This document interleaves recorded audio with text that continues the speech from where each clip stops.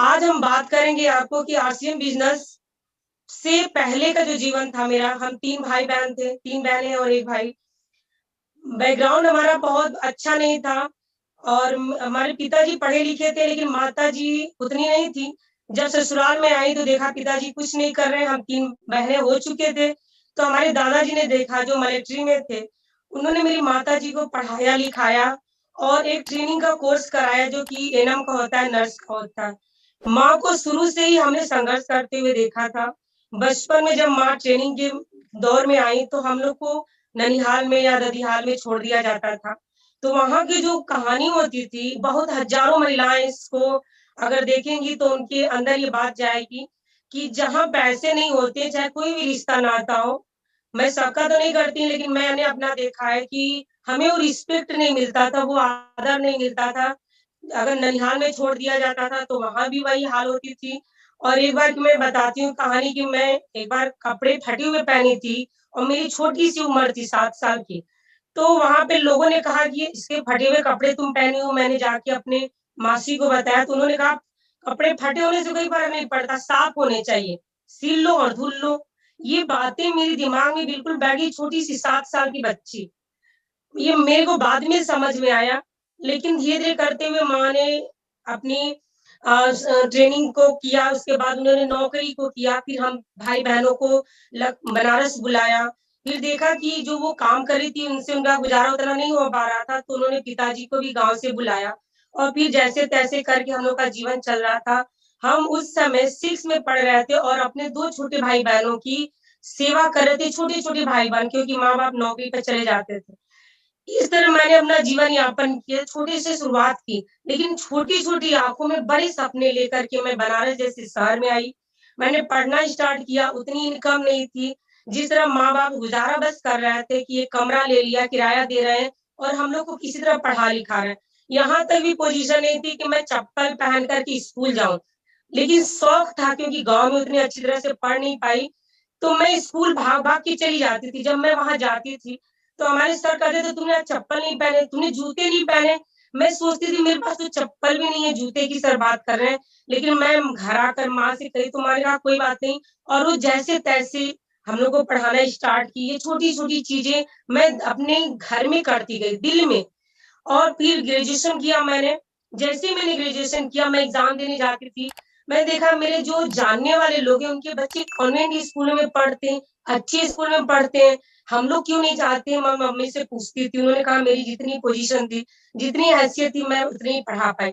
लेकिन हम लोग आगे बढ़ते गए, माँ कभी भी पैसे उन्होंने इकट्ठा नहीं किया, उन्होंने पढ़ाने की कोशिश की। मेरी एक बहन जो आज भी डिप्रेशन में चली गई, कहीं न कहीं इसका रिश्ता, कहीं न कहीं वो सारी बातें, ये बचपन जो सँजो लेते हैं अपने अंदर, घर में बैठा लेते हैं जो बाहर नहीं निकाल पाते, कहीं न कहीं वो बीमारी के रूप में आती है। लेकिन मैंने उसको अपने अंदर नहीं रखा और जितना मैं पढ़ने की कोशिश की, मेरी माँ ने पढ़ाया। काशी हिंदू विश्वविद्यालय से मैंने पोस्ट ग्रेजुएशन किया, करने के बाद मेरे जो सपने थे जब मैं कहीं से आती-जाती थी, मैं देखती थी बच्चे गाड़ी से उतर रहे हैं किसी के, जो मेरे दोस्त हुआ करते थे, तो मेरे दिमाग में आता था, हमारे पास तो साइकिल भी नहीं है। लेकिन एक दिमाग में बात आती थी कि कहीं न कभी न कभी ये बड़ा होगा। मैं जब अपने सिस्टर के साथ कहीं जाती-आती थी, तो मैं उनसे कहती थी कि देखना आने वाले समय में मेरे पास भी ऐसी गाड़ी होगी। इतना बड़ा घर हमारे पास भी होगा, जो एक कमरे में हम लोग इतना गुज़ारा करते हैं। तो मेरी बहन मतलब हँस देती थी, "वो तुम कितनी बड़ी-बड़ी बातें करती हो।" तो वो चीज़ें मेरे दिमाग में कहीं न कहीं रहती थी। हमेशा मेरी शादी हुई, शादी करने के बाद जब मैं ससुराल गई, वहाँ की हालत देख कर के बस शादी इसलिए हो गई क्योंकि रिश्तेदारी थी वहाँ पे और सर जी जो थे वो नौकरी में थे, तो इसलिए शादी हो गई। लेकिन वहाँ की हालत जा कर के देखने के बाद मेरे से भी गई गुज़री हालत लोग घर का पानी नहीं पीते थे क्योंकि ये लोग मांसाहारी थे, लेकिन मैंने जा कर के उस चीज़ को एडजस्ट किया। मैंने कभी भी किसी काम को मना नहीं किया। जब भी कोई कोई कुछ भी कहता, मैं कहती मैं एडजस्ट करूँगी, मैं करूँगी इसको, मैं एडजस्ट करूँगी। कभी छोटी से बड़ी कोई भी चीज़ जब गाँव के लोग आते थे, तुम शहर से आई हो, कैसे इस ज़मीन पे रहोगी, कैसे इस घर में हमने कहा हम एडजस्ट कर लेंगे। मतलब मेरे दिल में ये हमेशा बात रही है कि मैं एडजस्ट करूँगी। कभी कोई ना-नुकुर मैंने नहीं किया, कभी कोई ऐसी चीज़ नहीं की। ऐसे ही गाड़ी चलती रही, फिर लखनऊ में आई, सर के माध्यम से सर यहाँ पर पोस्टिंग हो गई थी। जब मैं कुछ ना कुछ मैं करना चाहती थी। वहाँ से ज़िंदगी को गुज़ार के जो आई थी, तो मैं कुछ ना कुछ करना चाहती थी और मैंने माँ के संघर्ष को देखा था। तो मैं जब यहाँ पर आई मैं कोर्स कर रही थी न्यूट्रिशन का क्योंकि मुझे बीएड जब करना था तो सर ने कहा तुम बीएड कर लोगी, तुम्हारी नौकरी लग जाएगी, तुम गाँव में रहोगी, मैं यहाँ रहूँगा तो अलग-अलग रहेंगे तो कोई ऐसे मज़ा नहीं आएगा। फिर मैं लखनऊ आने की कोशिश की, मैंने कोर्स किया कि चलो कुछ भी करते हैं। मैंने कोर्स किया ब्यूटीशियन का तो सर हमारे जो ससुर जी थे उन्होंने कहा सब करने के बाद ये नाई-बारी का काम करोगी। मैंने उसको किनारे कर दिया, फिर मैं लखनऊ में आई सर के साथ और यहाँ पर आने के बाद फिर सर ने एलआईसी कोर्स कराया। मतलब कुछ न कुछ करना था मेरे को, कुछ आगे बढ़ना था, शादी के बाद भी नहीं कुछ हो पाया कोई बात नहीं, लेकिन मेरे को था कि कुछ करना है। दिमाग में हमेशा ये बात आती थी कि कुछ न कुछ करना है। फिर कोर्स करने के बाद उसी दौरान हमारे बीच में आरसीएम आ गई और आरसीएम जब हमारे मेजर साहब लेकर के आए, जब उन्होंने ये चीज़ें बताई, तो मुझे इतना खुशी हुई, क्यों खुशी हुई? क्योंकि जब मैं लखनऊ में रह रही थी, तो मेरे को बाहर निकलने का मौका नहीं मिल रहा। एक घर में, एक कमरे में 10 बाई 10 के एक कमरे में सर मुझे एडजस्ट कर देते, एक बेड पड़ा हुआ था, एक तरफ अलमारी थी, उसी में मैं खाना बना रही थी, उसी में कपड़े रख रही थी और जैसे-तैसे ये जीवन गुज़र रहा था। लोग मुझसे कह रहे थे कि तुम्हारी नौकरी वाले के साथ शादी हुई जो सरकारी जॉब में है, फिर भी तुम ऐसे कैसे रहती हो? तो किसी को कुछ पता नहीं था क्योंकि घर की स्थिति सही नहीं थी, तो इसलिए सर को जितना भी उस समय पैसा मिलता था, घर को सही करना है, अपने माँ-बाप को देना है, अपनी बहनों को शादी-ब्याह करना है, भाइयों की शादी-ब्याह करना है, उसमें हो जाता था। लखनऊ में आने के बाद हमारे 1 साल तक हमारे मेजर साहब ने हमें पीछा किया और सर से कहते रहे, "सर एक ऐसा आरसीएम बिज़नेस आया है, उसमें जॉइन हो जाओ।" जब सर उसमें जॉइन 1 साल तक सर ने कन्नी काटी कि पता नहीं कहाँ फालतू-आलतू की चीज़ों में सर फँसा रहे हैं। लेकिन एक प्रोग्राम हुआ, मैं नमन करती हूँ उस लीडर का कि उन्होंने 3 घंटे के एक प्रोग्राम को लिया और उसमें एक बात बताई कि मैं हाई स्कूल 4 बार फेल और इस सिस्टम से 5 साल दे कर के 5 लाख रुपए कमा रहा हूँ।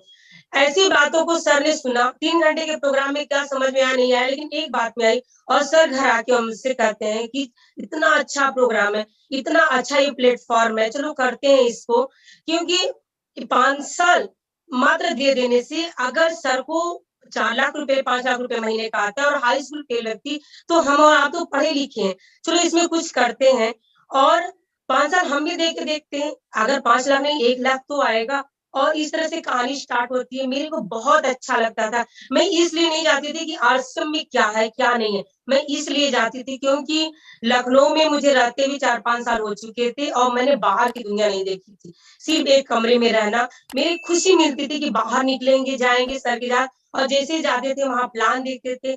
प्लान देखते इतने घर अंदर बैठ गया कि 1.5 साल के बच्चे को लेके मैं जहाँ मन तहाँ निकल जाती थी।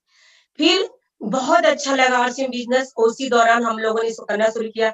8 महीने के पेट में मेरे बच्ची थी और 1.5 साल का मेरा बेटा था। गाड़ी पे बैठ जाते थे, सेकंड हैंड की गाड़ी हुआ करती थी, सर ने लिया था और जैसे ही सेकंड हैंड की गाड़ी सर ने लिया, मेरे दिमाग में आया सर ने ले लिया सेकंड हैंड गाड़ी, अब रोड पे चलेगी, ये हो जाएगा, वो हो जाएगा। लेकिन जैसे ही सर मेरे को बैठा के लेके जाते थे, कई बार ये गाड़ी फिसली है, कई बार हम लोग बीच चौराहे पे गिरे हैं। कि बरसात सर इतना लोड ओवरलोड ले लेते थे। एक बार तो कहानी मैं आपको बताती हूँ कि जिसके घर से वो गाड़ी ली गई थी, उसके घर हम लोग गए। मेरा बेटा टंकी में बैठा था, मैं बैठी थी, मेरे गोद में मेरी बेटी थी और मेरी पीछे मेरी ननद बैठी थी। हम लोग जिसके घर गए, उन्होंने कहा, "इतने लोग इस गाड़ी से आए हो? इतने लोग इस गा" उनको विश्वास नहीं हो रहा था क्योंकि सर के ऊपर जुनून था कि कहीं भी चल चलो और इसको प्राण को देना है। क्यों? क्योंकि सर ने बहुत आर्थिक तंगी को सहा था, उनकी कहानी आप लोग के माध्यम बीच में आएगी। ऐसे करते-करते हम लोग आरसीएम में आए और आरसीएम में हमने पिकअप सेंटर खोल लिया छोटा-सा। बच्चे को रोड पे खेलने के लिए भेज देते थे, बच्ची को हम अपने सेंटर पर लेटा देते थे। आपको मैं बताऊँ, कहानी तो अब शुरू होती है। कहानी तो यहाँ से स्टार्ट होती है कि लोगों ने ऐसी-ऐसी बातें बोली, ऐसे-ऐसे वर्ड कहे कि आपको बताने में भी लोगों ने कहा मेरा बच्चा किसी 8 साल बाद हुआ था, तो लोगों ने ऐसे-ऐसे ताने मेरे को मारे कि 8 साल बाद आपका बच्चा हुआ है, आप उसको देखने के बजाय ही क्या खुल के बैठे हो, क्या तमाशा कर रखे हो?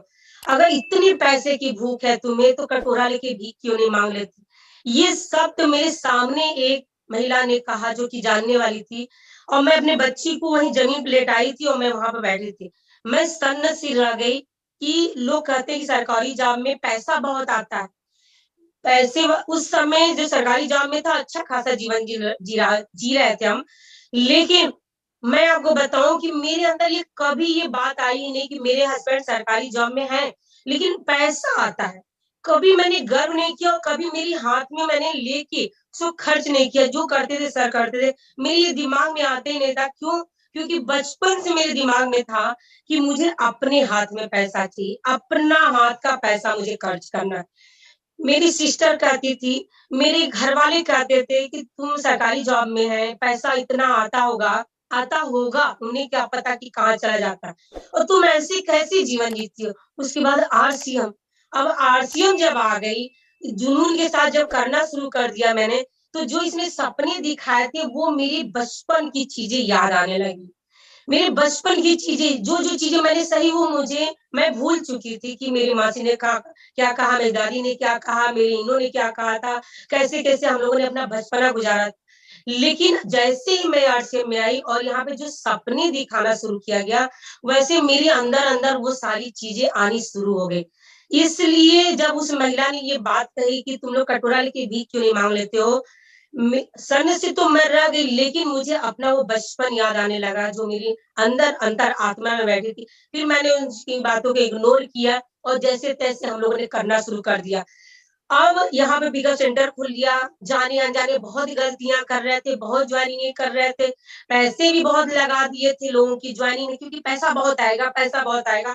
ये करते-करते ज्वाइनिंग में बहुत लगा दिया, पिकअप सेंटर कर दिया और साथ करते-करते एक टाइम ऐसा आया कि आसिम के ऊपर अब वो जाँच चलने लगी।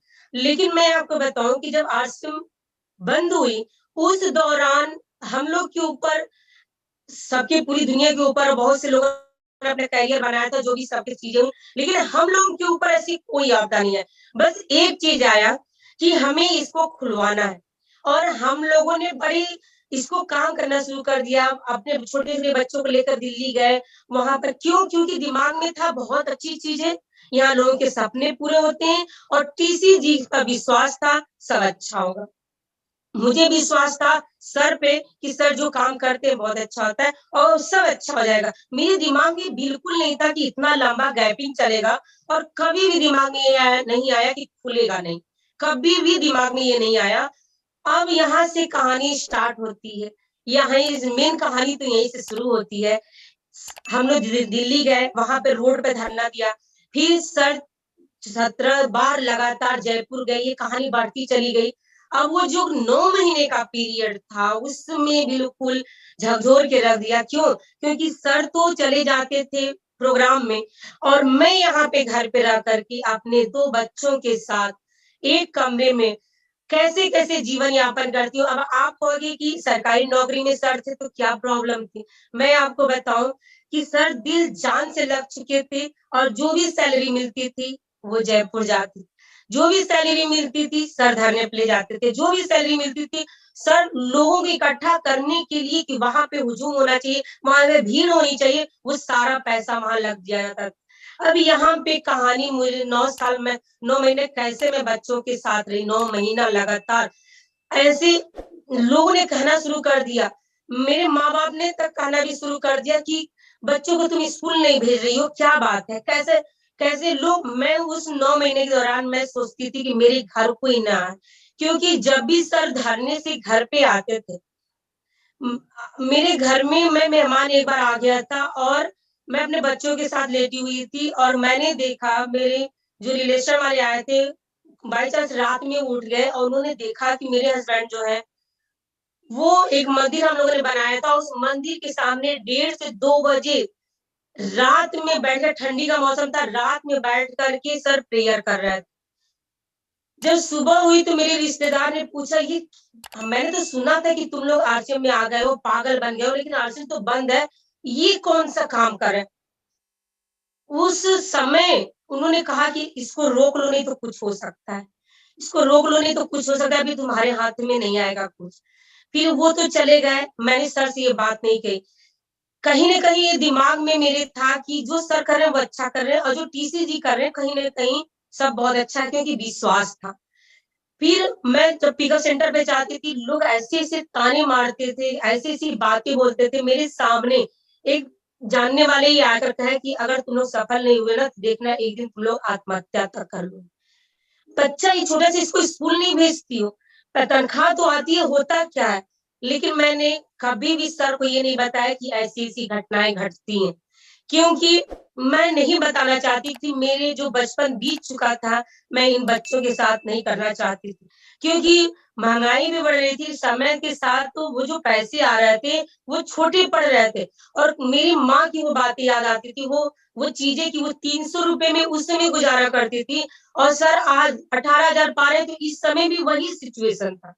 यानी नौकरी आपको अमीर नहीं बनने देती और भूखों नहीं मरने देती, ये बातें दिमाग में आती थी। तो कहीं न कहीं इस बिज़नेस को मैंने जॉइन किया था उस बच्चे के लिए। मैंने सर से जब कहा था कि सर अगर हम लोग आरसीएम को जॉइन कर लेते हैं तो 2, 4, 5,000 भी आएगा ना, तो मैं अपने बच्चे को अच्छा एजुकेशन दे पाऊँगी क्योंकि मैं इन छोटी-छोटी आँखों में बड़े सपने लेकर के जब लखनऊ में आई, तो वो बचपन की मेरी बात याद आ गई थी जब मैं हाई स्कूल में थी कि मैं जिस भी शहर में रहूँगी, अगर बाई चांस मेरी शादी हुई और मैं जिस भी शहर में रहूँगी, उस शहर के टॉप के स्कूल में अपने बच्चों को पढ़ाऊँगी। लेकिन जैसे ही मैं यहाँ आई और यहाँ का हाल देखा, वो चीज़ें हमें आगे बढ़ते हुए नज़र नहीं आई, पूरे होते हुए नज़र नहीं आए।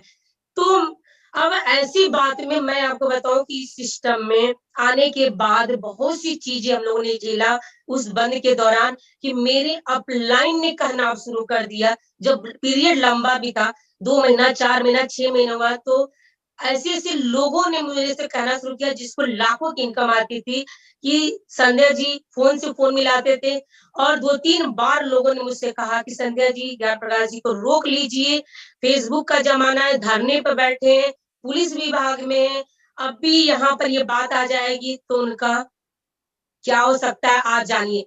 नौकरी तो जाएगी ही जाएगी, बर्खास्त हो जाएँगी, ज़मानत तक नहीं हो जाएँगी। आप रोड पे आ जाएँगी, उनको रोक लीजिए। लेकिन ये बात भी मैंने सर को नहीं बताई और 3 बार ऐसे कॉल मेरे पास आए। अच्छा, उस दौरान फिर कमरा भी चेंज करना पड़ा क्योंकि बहुत सी चीज़ें हुई थी। चेंज करने के बाद 2013 में आरसीएम आया मेरे जीवन में। आरसीएम मैंने जो ये बातें आपको बताई इसलिए बताई क्योंकि हज़ारों महिलाएँ हैं, हज़ारों पुरुष भाई हैं। मैं उनसे रिलेट करना चाहती हूँ अपनी इस कहानी को कि सब हम सब के ऊपर ये आपदा आई थी। लेकिन 2013 में जैसे ही शुरुआत हुई, हम लोगों ने कभी इसको माना ही नहीं क्योंकि खुलवा करके हम लोग लाए थे। हम लोग लाए थे और मैं लाई थी, क्योंकि वो बचपन मैंने इतना गरीबी से जो झेला था, फिर धीरे-धीरे मेरा रूटीन सही हुआ, उसके बाद जब मैं यहाँ आई, वही कहानी फिर दोहराई जा रही थी, फिर मैंने सीढ़ियाँ पकड़ना शुरू किया था और उस दौरान ये फिर नीचे कहानी आई।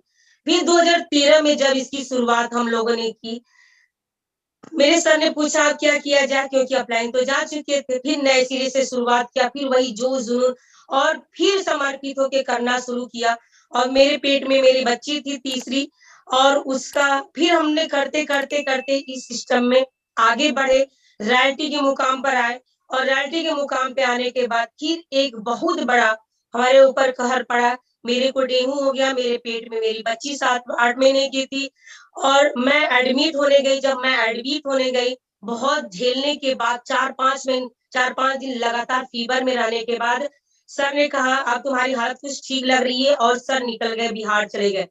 अब जब सर बिहार गए, जैसे ही ट्रेन सर ने पकड़ा, मेरी हालत गड़बड़ हो गई। मैं 2 छोटे-छोटे बच्चों के साथ कमरे में और 8 महीने की पेट में मेरी बच्ची। मेरे 2 छोटे-छोटे बच्चे 2 साल के, 2.5 साल के, 1.5 साल के और पेट में बच्ची। जब मेरी हालत बिगड़ने लगी, मैंने सर को फ़ोन किया। सर ने कहा, "तुम मेजर साहब को बुलाओ, उनकी मैडम के साथ हॉस्पिटल जाओ।" मैं बच्चों को छोड़ के हॉस्पिटल गई, बच्चों को ताला लगा दिया और मैं हॉस्पिटल गई। मैं जब वहाँ गई, डॉक्टर ने चेक किया, तो डॉक्टर ने कहा, "आपका प्लेटलेट बहुत डाउन है। आपके शरीर में ब्लड नहीं प्लस बच्ची है पेट में तो ऑपरेशन करना पड़ेगा। प्लेटलेट इतना डाउन है कि अगर कुछ भी हो सकता है माँ और बच्चे के साथ क्योंकि बच्चे के पेट में बच्चा जो है पानी उसके शरीर के अंदर बन रहा है आपके जो ब्लड है वो पानी बन चुका है तो इसलिए बच्ची को निकालना ज़रूरी है। मैं सर अब बिहार पहुँच चुके थे सर बिहार पहुँच चुके थे। यहाँ पर जब ब्लड की बात आई, जब प्लेटलेट की बात आई तो सर ने फ़ोन कर दिया और मैं शुक्र अदा करती हूँ आरसीएम का कि सर नहीं थे, मेरे परिवार का कोई नहीं था, लेकिन आरसीएम के लोग लाइन लगा लिए। हमारे एसपी साहब ने कहा कि कोई बात नहीं सर, आप वहाँ पे देखिए जो करना है यहाँ पे डॉक्टर करेगा और हम लोग तैयार हैं। 14 लोगों की लाइन लगी, वहाँ डॉक्टर भी सोचे इनका पति कहाँ है? हमने कहा सर तो अभी बाहर है, मैं बोलने की हालत में भी नहीं थी। पति नहीं है आपकी, आपकी हालत ऐसी है कि जब तक बनी हुई है, आप भी जा सकती हैं, आपकी बच्ची भी। हमने कहा आप शुरुआत करिए, हमारे बहुत से यहाँ पे भाई आ चुके हैं। और वहां पे प्लेटलेट चढ़ा, तब तक फिर सर को बुलाना था। सर ने वहीं पे कोई बात आ गई और सर हॉस्पिटल नहीं आए, लखनऊ आए, वहीं से वहीं वो भीलवाड़ा चले गए क्योंकि एक केस फंसा हुआ था पिकअप सेंटर खुलवाने का। सर रास्ते में जा रहे थे, मैंने सर से कहा कि शायद आप आए और मैं इस दुनिया में नहीं रहूं, लेकिन सर ने एक बात कही कि जो भी करना है ऊपर वाले को करना है और डॉक्टर को करना है। मेरा काम है समर्पित होकर के मैं ये पिकअप सेंटर खुलवाने भीलवाड़ा जा रही हूँ।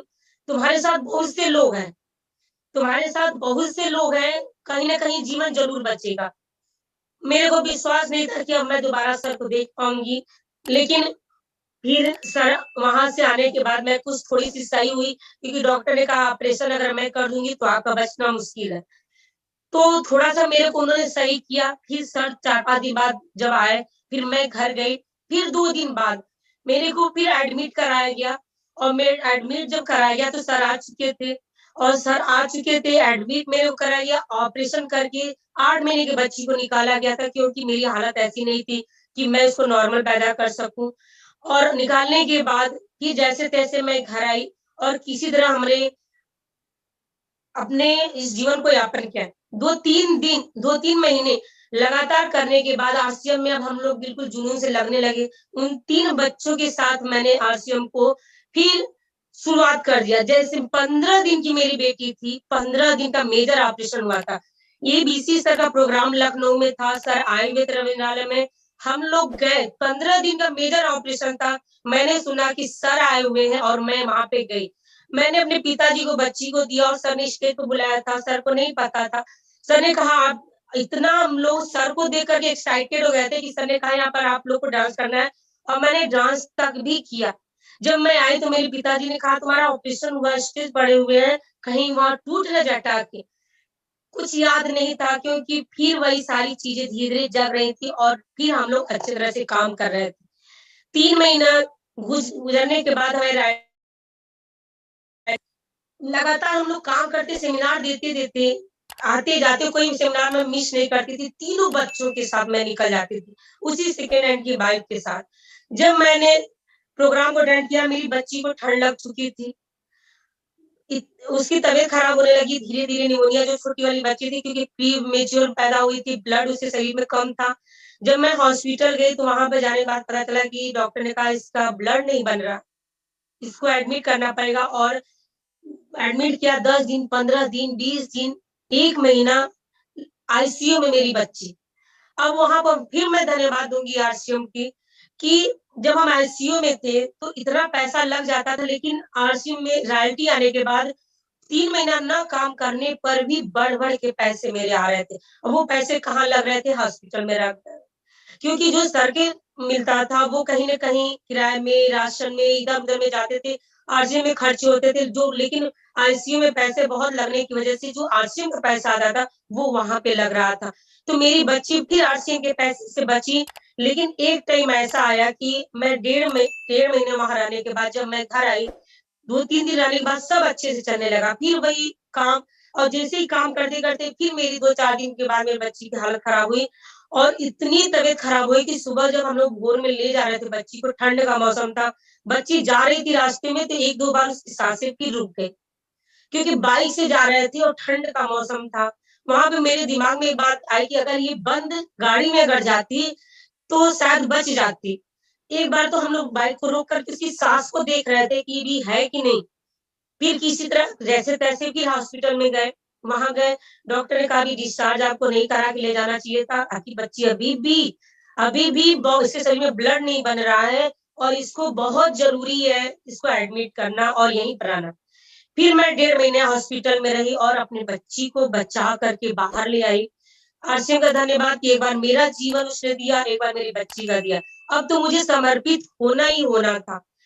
मैं आई और फिर काम करना हम लोगों ने शुरू कर दिया। 3 बच्चों छोटे-छोटे बच्चों के साथ मैंने जहाँ-जहाँ मेरे बच्चे खेल कूद रहे हैं, मैं मीटिंग कर रही हूँ।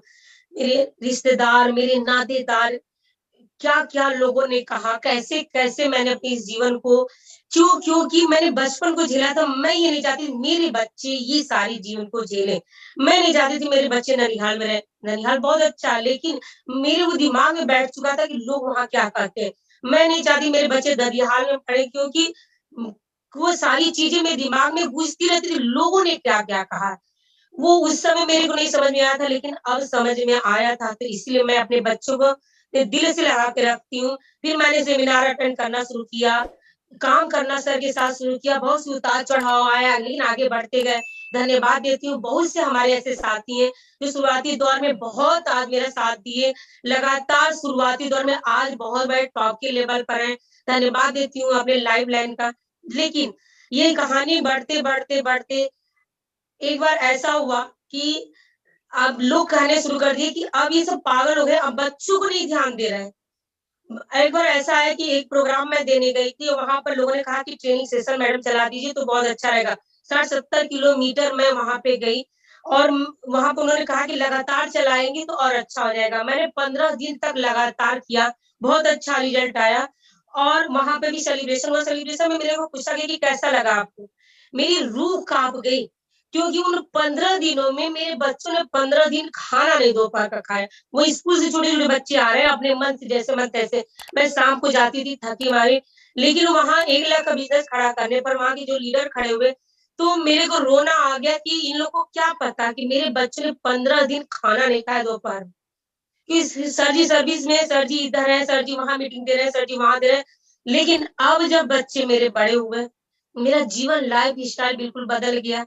मैंने फिर उससे कार जब टेक्निकल हुआ मैंने कार ले ली।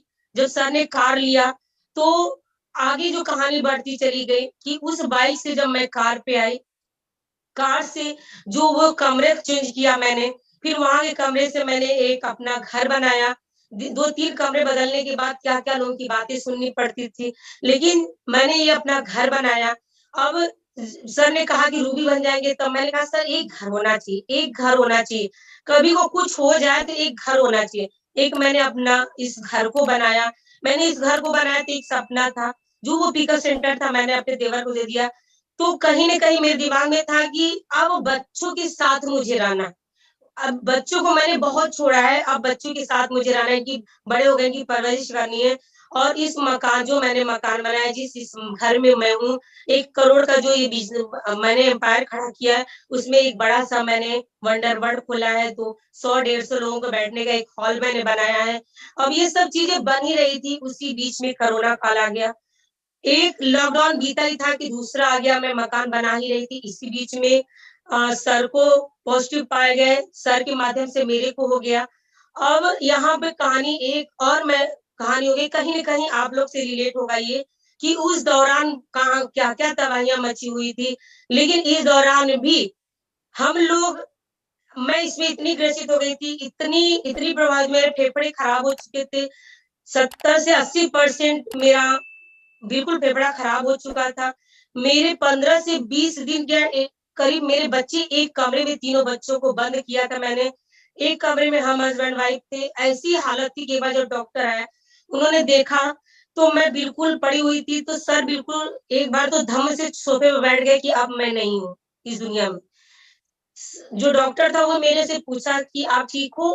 तो मैंने कहा यस क्योंकि मेरे दिमाग में था मेरे बच्चे कमरे में 15-20 दिन से पड़े हुए हैं, मैंने उनको देखा नहीं है, मैंने उनको खिलाया-पिलाया नहीं है, तो मेरे दिमाग में वो सारी चीज़ें थी। वो मेरे बच्चे 15 दिन से हैं, ये मेरे दिमाग में था, मेरे दिमाग में ये नहीं था कि मेरा फेफड़ा खराब है, मैं साँस नहीं ले पा रही हूँ, मेरे सर जी कैसे हैं? जब डॉक्टर ने मेरे से पूछा मैं ठीक हूँ, मेरे को दिख नहीं रहा था कि वो क्या पूछ रहे हैं, उसने सिर्फ़ एक बात मेरे दिमाग में आई उस सुनाई दिया मेरे को कि आप ठीक हो? मैंने कहा मैं ठीक हूँ। फिर उस डॉक्टर ने सर को बाहर ले गया और कहा आप हिम्मत मत हारिए, इस समय इनको ये बच सकती हैं, अगर आप हिम्मत नहीं हारोगे। फिर सर अंदर आए और सर ने मेरा बहुत अच्छी तरह से देखभाल करना शुरू किया क्योंकि सर भी पॉज़िटिव थे। हम लोग 3 बार पॉज़िटिव पाए गए लेकिन उसी एक कमरे में बच्चों को बंद किया तो दूसरे कमरे में मैं थी। तीसरी जो मौत के बाहर मैं निकल कर के आई, मैं खुद थोड़ी ठीक हुई, मैं अपना वंडर वर्ल्ड देखने लगी, मैं अपना घर देखने लगी। तीसरी बार जो मौत के मुँह से बाहर निकल कर के आया, वो मेरा समर्पित नहीं होगी तो क्या होगी? और वो सिर्फ़ और सिर्फ़ मैं पता नहीं परमात्मा ने कितनी उम्र मेरी लिखी थी, लेकिन इस आड़ से मेरी मेरी उम्र को बढ़ा दिया है। अब सर बताए मेरा बहुत लंबा जीवन है, मैं कहती हूँ मैं उससे भी लंबा जीवन मेरा हो और मैं आपके साथ में चलूँगी और मेरी एक ही ख़्वाहिश है, जो मेरी पूरी होती चली जा रही है। लगातार बच्चों को उस छोटे से कमरे से निकाल के इतने बड़े से कमरे में ले आए। जहाँ एक 4 10 बाई 10 के कमरे में थे, इस ब कमरे में आए। किराए पर भी थे, तो एक ही बेड पर सभी लोग लेटते थे। आज उस कमरे में बच्चे हैं, सर हैं, मैं हूँ, इतना बड़ा पिताजी, माताजी को सबको ले आए। एक मेरी जो सपने थे ना, वो पूरे होते हुए नज़र आए। आज टॉप के स्कूल में मेरे बच्चे पढ़ रहे हैं। सब कुछ बहुत अच्छा चल रहा है, बहुत बढ़िया चल रहा है। अब कहीं न कहीं मेरी और भी कहानी है, जो उस समय मेरे साथ थे बचपन में मेरे। मेरा तो जीवन बहुत अच्छा हो गया कि मैं सकारात्मक रही, मेरी सोच बड़ी रही। मैं हमेशा आगे-आगे की चीज़ें जो सोचती थी, वो कहीं न कहीं मेरे को प्राप्त हुआ। लेकिन बहुत से मेरे साथी ऐसे हैं और मेरे बहुत से रिलेटिव ऐसे हैं, जो अभी भी उसी में हैं, कि उनके पिछला जीवन में क्या था, उनके बचपन में क्या बीता, वही सारी बातें लेके वो ढो रहे हैं, वो आगे नहीं बढ़ पाए, तो अब मेरा ही फर्ज बनता है उन्हें में मैं आगे निकाल कर के आऊँ, इस आरसीएम के माध्यम से एक बहुत बड़ा प्लेटफ़ॉर्म दे पाऊँ। कोशिश करती हूँ लोग आते रहेंगे, आगे बढ़ते रहेंगे। लेकिन ये जो सफ़र हुआ मेरा तैयारी आगे बढ़ने का, इसमें बहुत बड़ा रोल जो था वो मेरे सर जी का था। उनकी भी स्टोरी आपके बीच में आएगी, क्योंकि जब भी मैं थोड़ी-सी रुकती हूँ, कहीं न कहीं बच्चों को लेकर के, कहीं न कहीं कुछ बातों को लेकर के, तो हमेशा फिर वो कोई ऐसी-ऐसी बातें बता देते हैं जिससे मैं फिर आगे बढ़ती हूँ। शरीर साथ नहीं देता है, दिमाग साथ नहीं देता है, परिस्थितियाँ साथ नहीं देती हैं, लेकिन एक सकारात्मक सोच आपके साथ है, एक सकारात्मक माहौल आपके साथ है, तो ज़रूर आप आगे बढ़ोगे। तो ये आरसीएम सकारात्मक आपको तो आगे बढ़ाते ही बढ़ाता है, जीवन शैली को तो इसने चेंज किया ही किया, लेकिन कई लोगों की ज़िंदगी बनाने का एक प्लेटफ़ॉर्म में दिया, ये मेरे दिमाग में आ चुका था, इसीलिए मैंने इस आरसीएम को जी-जान से किया। आज मैं आगे बढ़ रही हूँ, लगातार आगे बढ़ रही हूँ। संजय सर ने जो प्रोग्राम में सर ने हमसे पूछा कि तुम भी बड़े-बड़े सपने बना लो, देख लो बुक में। मैंने कहा सर मैंने बनाया। सर ने पूछा बताओ? मैंने कहा सर मैं चाहती हूँ कि मेरे बच्चे हार्वर्ड यूनिवर्सिटी में पढ़ाई करें और जिस भी शहर देश में जाए, शहर की बात नहीं, देश की, जिस भी देश में जाए वहाँ पे मैं जाऊँ और मैं एक फ्लैट ले लूँ, मेरे बच्चे जब तक पढ़ेंगे मैं उनको देखभाल करूँगी, फिर मैं इंडिया आ जाऊँगी। मेरे बच्चे भी पढ़ाई करने के बाद इंडिया ही आएँगे। लेकिन मेरा वो सपना है कि मैं देश-विदेश अपने बच्चों को पढ़ा-लिखा करके और कहीं जिस-जिस भी देश में वो जाएँगे वहाँ-वहाँ एक फ्लैट मैं ज़रूर लूँगी। सर ने मुझसे पूछा इतने बड़े-बड़े सपने? मैंने कहा सर मेरे सपने तो बहुत बड़े हैं, मैं इसको नोट भी करती हूँ। जहाँ-जहाँ भी रुकावटें आई हैं, जब-जब भी रुकावटें आई हैं, जब-जब भी कोई पिन सर ने प्राप्त किया है, तो कहीं न कहीं मैंने उसको दिमाग में बैठा है। सर को एक बार टेक्निकल के लिए स्टेज पर वहाँ पे टेक्निकल वालों को बुलाया जा रहा था। वहाँ पर एक बड़े से सर आए थे, उन्होंने कहा आपको आने का मौका नहीं मिलेगा, जब टेक्निकल बन जाना तब आना। और मैंने उसी समय अपनी डायरी में नोट कर लिया कि मैं सर का इतना सपोर्ट करूँगी कि सर टेक्निकल पे जाएँगे और स्टेज पे जाएँगे और इन व्यक्ति को यही बुलाएँगे। और आप विश्वास नहीं मानेंगे उनका प्रोग्राम लखनऊ में 5 बार हुआ, मैं नहीं गई। कोई न कोई आपदा आ जाती थी, कोई न कोई बाधा आ जाती थी। लेकिन जैसे ही सर का टेक्निकल क्वालीफाई हुआ, सर वहाँ गए और उनको बुलाने का मौका मिला। जब उनको बुलाने का मौका मिल रहा था, मेरी आँखों में आँसू आ गए थे क्योंकि वही डायरी मेरे हाथ में थी और मैंने वो पलट के लिखा हुआ था 3 साल पहले कि जब तक सर इस व्यक्ति को स्टेज पे बुलाएँगे नहीं, तब तक इनके प्रोग्राम में तो मैं नहीं आऊँगी। तो कहीं न कहीं वो चीज़ें मायने रखती हैं आगे बढ़ने के लिए, आपको प्रोत्साहित करती है ब्रह्मांड में घटना घटती ही घटती है। तो आज मैं आपको कुछ कहानियों से अपने रूबरू कराई इस 20-25 मिनट में, 30 मिनट में मैं बहुत ज़्यादा तो नहीं लेकिन थोड़ी-सी बताने की कोशिश की कि जो आपके बचपन की चीज़ें जो लोगों ने बोली है ना, वो आगे बढ़ाने का काम आता है। उसको दिल-दिमाग में बैठा के रखिए लेकिन आगे बढ़ते रहिए। सोच को अपने कभी खत्म मत करिए, आगे बढ़ते रहिए। कहीं न कहीं आपको सफलता ज़रूर मिलेगी।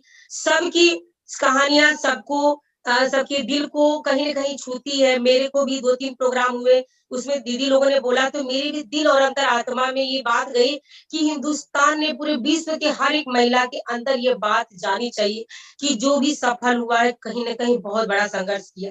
तो आप लोगों ने इतनी देर तक मेरी बातों को सुना, इसके लिए बहुत-बहुत धन्यवाद। आज मेरे पास इतने पैसे आते हैं कि पहला नहीं खर्च होता, दूसरा हो जाता है। मैं बच्चों से कहती हूँ, मैं तुम्हें यहाँ भेजूँगी, वहाँ भेजूँगी। वो कहती है, "मम्मी तुम कितनी बड़ी-बड़ी बातें करती हो।" मैंने कहा, "बच्चा तू लगन से पढ़ तो मेरे जो बचपन में जो मैंने नहीं पूरा कर पाया, जो मेरे माँ-बाप ने नहीं पूरा किया, मैं पूरा करूँगी।" कहीं न कहीं कई बार लोगों ने मना किया, "इतनी बड़ी स्कूल में पढ़ाती हूँ, इतना पैसा खर्चा करती हूँ।" मेरे दिमाग में वही बात आती है कि मैं बचपन में सोचती थी, मैं क्यों नहीं कॉन्वेंट स्कूल में पढ़ी? मैं क्यों नहीं इन गाड़ियों से चलती हूँ? मैं क्यों नहीं इतने बड़े-बड़े मकानों में रहती हूँ? मैं अपने बच्चों के एक-एक सपने को पूरा करना चाहती हूँ। साथ में आप लोग भी हैं, आप जितने भी मेरे साथ में साथी हैं, सबके सपनों को मैं पूरा करने का हौसला रखती हूँ और मेरा एक ही सपना है कि जब भी मैं इस दुनिया से जाऊँ तो मेरी टीम के लोग कहें, "मैडम एक प्रोग्राम दे के ही जाना इस दुनिया से।" और मैं इतना बिज़ी लाइफ़ जीना चाहती हूँ। बहुत-बहुत धन्यवाद।